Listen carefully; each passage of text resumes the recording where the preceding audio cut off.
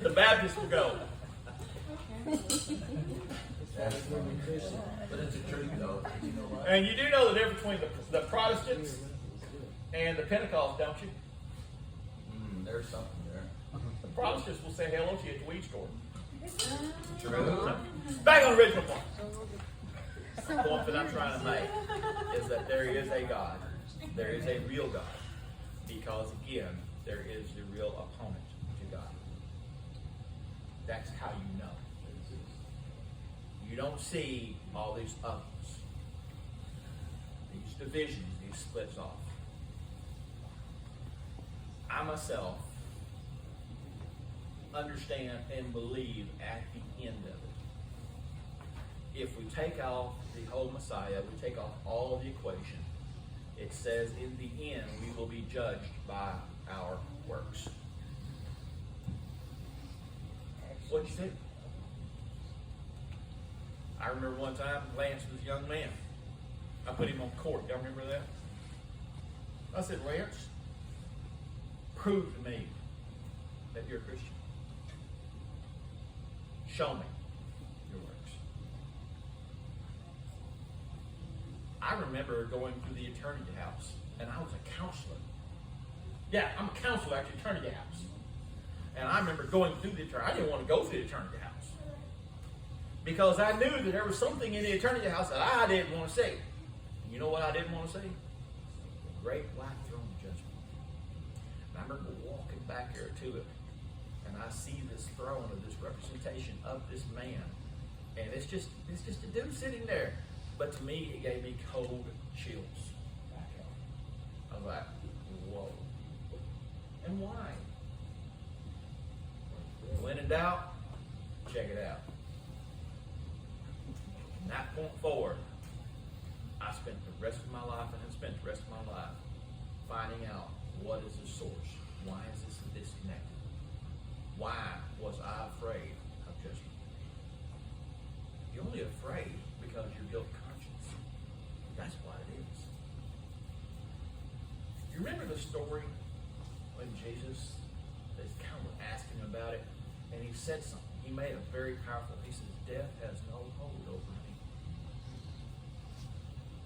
Old song says, ain't no chain gonna hold me down. He knew that he had lived his life. He knew that he'd done his job, he'd done his role. He lived it. That was his example. That was his example to us. But you also know that he knew that he lived his life to die. It wasn't to gain him. It wasn't for him to have all these other things. And if we are to follow him, then we have to decrease that he would increase. So when God's quiet, it's not discipline unless it is discipline. He's trying to teach you to search him, to look for him, to find him. Because anybody can find the God they see.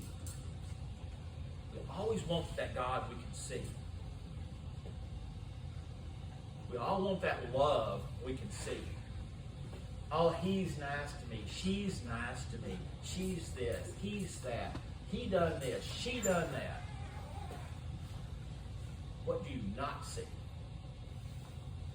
Remember this one thing. I want to close on this. There's only one animal in the world that shows you their teeth when they're trying to win you over. A dog. A person. Well, it can be that. Every other animal, when they show you their teeth, guess what they're getting ready to do? Bite. See what I got here? But we have evolved. He says there is nothing more wicked than the human heart. Because that human heart will try to convince you. Will try to attack you. Will try to tear you down. And he'll show you these things to your face. True love is what you don't see. True obedience is living when she's not there or when he's not there. Someone said, how do you know that you're called to do this job? And I said, well, you look up 20 years from now and you're still doing the job, you're either called or you're determined. Either way, that's the same thing. But if you ain't doing that job, it's because you quit. That's it. So. And as a side note, my friends would come up and say, well, I quit smoking. And I say, well, you're smoking again. Well, just here recently. I said, so, but I quit then. I said, no, you didn't quit. You paused. You paused. Did we pause our Christian walk? Or did we quit our Christian walk? Or does it even matter?